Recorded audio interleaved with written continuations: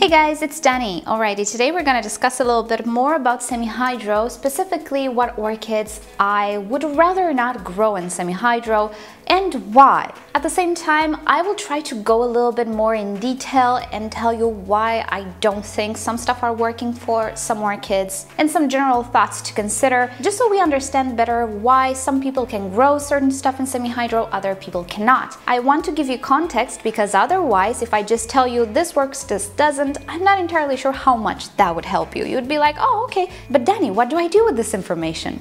This reminds me, from time to time there is that one comment in the comments of my video saying, I can do that. That's great and we're all very happy, but it doesn't really help us much if you don't give us context. So we're going to talk a little bit about the context of semi-hydro, why it works and why it doesn't, and what factors influence it, and what do I actually mean it works or it doesn't. So first of all, semi-hydroponics is a setup like any other. It could work for some people, it could not for others. Let's just think about mounted orchids. How many of you keep mounted orchids for the vast majority of your collection, especially if you grow orchids in a home? It's the same with semi-hydroponics. Growing orchids mounted, it's not impossible, quite at all, and orchids can do beautifully mounted. But if you don't have time to water them, if your environment is just incompatible with the dryness that mounted orchids implies, then your orchids will not do all that great. Doesn't mean the setup is wrong, it just means it's not really in accordance to your possibilities, lifestyle, environment, and so on and so forth. Same with semi-hydro. It's a setup that can make our life easier or it can make it a hassle, depending on many things. Such as, first of all, environment. We've talked about this a lot of times. Semi-hydro actually works a little bit better in warmer conditions rather than cooler conditions. Because we are dealing with a reservoir of water, lower temperatures don't favorize the evaporation of water. And if it just so happens that our orchid doesn't really drink all that much water, well, we can have 2 to 3 weeks of excessive moisture in the pot. If our air is also humid or we don't ventilate or introduce fresh air in our environment, that spells trouble. Excessive water, non-ventilated air, non-moving air, they all promote mold and fungal disease on orchids and so on and so forth. So for these types of environments, you might want to consider actually mounting orchids rather than a setup which sustains humidity. So from the get-go, we are dealing with a reservoir of water. It's intuitive to think that semi-hydro will work a little bit better for the vast majority of orchids in a warmer climate or environment. But even so, this is not a rule written in stone. I might live in a cool area, very humid area, yes, but I might have a room where I can grow my orchids, which is heated.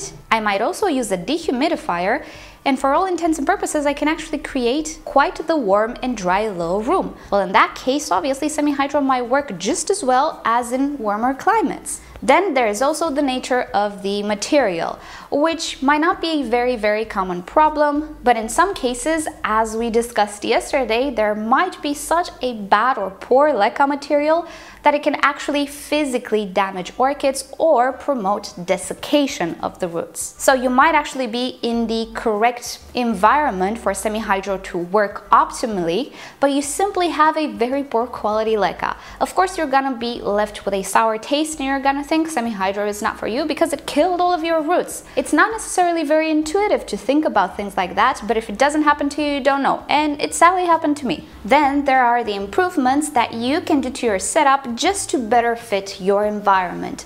And yes, you can live in the optimum environment for semi-hydro to work, but let's just say that your humidity is not really all that great. With semi-hydro, you will discover that the top layer might actually dry out a little bit too much for your comfort. Well, you can obviously customize a little bit the setup like I did. I'm using normal pots, not tall pots. I'm making a taller reservoir, and in some cases, even place smaller sized leca at the top. There are things that, of course, you can adjust to better suit your environment. If you would not adjust these things, you would be like me and say, you know what, I don't think semi-hydro works all that great. Hey, as we grow, we get wiser. So of course you can customize a little bit the situation. And at the end of all of these things, and I'm pretty sure I forgot some details, but anyway, at the end of all things, we can think about the orchids we are trying to grow in semi-hydro. Basically, epiphytic orchids should fit semi-hydro very well in optimum, let's say, environmental conditions, because semi-hydro offers a lot of air through the air pockets in between the leca. So even though we are dealing with a reservoir of water, we're not actually keeping things very suffocating inside. I talked about this before, but I will remind you, check the article on Wikipedia on sphere packing and you will understand there is actually a mathematical formulation that maintains the ratio of open spaces in between the spheres pretty much constant. Therefore, we can agree that there is a lot of air in between the leca. There is also a lot of humidity. That's the point, to provide air and humidity at the same time and provide that golden ratio where orchids feel great. Now, considering everything is optimal, the orchid might like it or not. For example, Cattleyas, in my case and in my environment, work great, but for other people, they might not. They might stay a little bit too wet. Oncidiums, they might like it. Phalaenopsis, they might like it again. But then here comes terrestrial orchids. And this is a tricky one. Terrestrial orchids are very different than epiphytic orchids. They do require different physical environments, but also chemical environments. This is what I believe, at least. So let's take a terrestrial orchid. This is a Ludicea. I have not tried it in semi-hydro, but I tried other terrestrials. Did not work out that great for me. I am sure that in this world you will find people growing Ludiceas and other terrestrials in semi-hydro with great success. So that's great and we're all very happy. But how does that help us? Well, it does actually have to do with the environment. I'll take, for example, my climate environment because I know it better. In my grow room, there is a lot of ventilation, a lot of air movement, and it just so happens that spring is dry. All year round, I do have high humidity except for spring. Now in spring, stuff gets a little bit crucial with semi-hydro. I have a lot of layering on the top, even with the Cattleyas, even with the Oncidiums, and so on. Layering that I don't experience throughout the year except in springtime. For a terrestrial, this is pretty damaging. Terrestrials are acquainted with a lot of matter, let's say, in between the root system and less air pockets. Roots of terrestrial orchids are not nearly as adapted to life in the air as epiphytic orchid roots. Did you ever see aerial roots on Paphiopedilums, Zygopetalums, some even, Ludiceas and other terrestrial orchids, Cypripediums and so on? No. Furthermore, with Paphiopedilums, whatever root grows in the air simply stops growing, eventually dies off.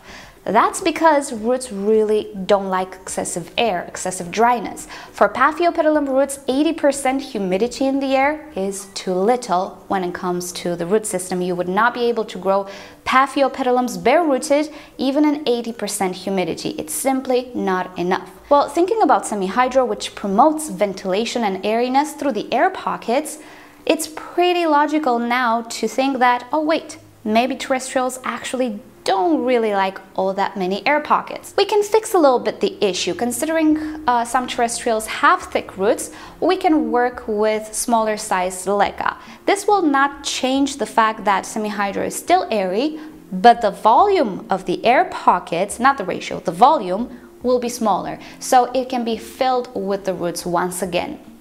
This doesn't work all that well either, so maybe it's still too much airiness for a terrestrial, for a Paphiopedilum or Ludicea, for example. And to top it all off, we have the chemistry of it all. In a previous video, I told you that leca, my particular brand at least, raises pH, and I'm using osmosis water. It's very poorly buffered. Leca pulls pH in the 8s just like that. I started to use at some point some organic acid to pipe it down. I'm not entirely sure if it actually made any difference because I might prepare my water with a quantity of the acid, but being that my water is so buffered, it goes down with 2 drops. I'm not even kidding you. 100 liters of water, I put 2 drops of the acid, boom, it's 5.5. It's that poorly buffered. But then I added to the leca. I'm not sure how much buffering the leca will provide. What if my 2 drops of acid is not enough? So I stopped using that method because I have so many variables that I simply cannot control. And what I do now is actually simply use my MSU together with the Orchid Focus fertilizer, which has a lot of humic and fulvic acid. And with that, at least I know that I have a lot of acid there. It's not just 2 drops of acid. And using that in the dosage I'm comfortable with actually lowers my pH to around 5.45, between 5 and 5.5. So when I add it to my semi-hydroponic system, it might increase, but maybe it's not gonna go in the 8s because I have more acid in that fertilizer. So again, these are variables that are not intuitive. They don't come to mind. For some people who don't use poorly buffered water, semi-hydro might actually work with the addition of acid. For me, it doesn't. It's useless for me to put 2 drops of acid, no matter what acid, in my water. Should I put more? Maybe, yeah, that would help, but how much more, you know? Because the acid I'm using can actually decrease my pH to 1. Do I want to put water with a pH of 1 or 2 to my orchids? I'm not sure that I want to do that. So again, these are details and variables that I'm not sure how many people know about or talk about, but they're there, they're real, and that can make the difference between a setup working for particular orchids or not. The chemistry inside of things is the trickiest one, at least for me, because I'm not a chemist and I don't have laboratories or things to measure a lot of the stuff. In the end, I've decided not to bother with it because I don't appear to have issues, deficiencies, and things of the sorts, at least with the vast majority of my orchids. Now, let's talk about the orchids that I don't grow in semi-hydroponics. So first of all, the Vanda orchids. Yes, they are notorious for liking air, and as I was saying, I'm not entirely sure that semi-hydroponics gives enough air for these beasts. I tried growing them not in a semi-hydroponic system, but in a, let's say, normal pot with leca just to see how they did. There was a lot of layering. At the top it was super dry, so the roots got desiccated actually, and at the bottom it was super wet and the roots rotted. So again, not optimal, even though there is a transition period between, let's say, bare rootedness or other setups and semi-hydroponics. It was just simply not worth it destroying the whole root system just for my sake, just to grow Vandas in semi-hydro. It's a personal choice. I just don't want to do it. Maybe other people are okay with it. In any case, I don't want to put my Vandas in semi-hydro. There's also a practical aspect. Where would I keep these big Vandas? Space on my shelves is limited. I'm currently doing the Cattleya wall. The only way I can keep Vandas comfortably for myself, and obviously for them as well, is if I hang them. So for many reasons, semi-hydro is not optimal for me for growing Vandas, therefore I do not. But I'm positive other people do it. And the other big group of orchids that I don't want to keep in semi-hydro and I feel they're not entirely happy is the terrestrials, or semi-terrestrials, or litophytes with terrestrial tendencies, let's just put it like that. So Paphiopedilums, I'm not going to go into many details because I want to make a separate video for them.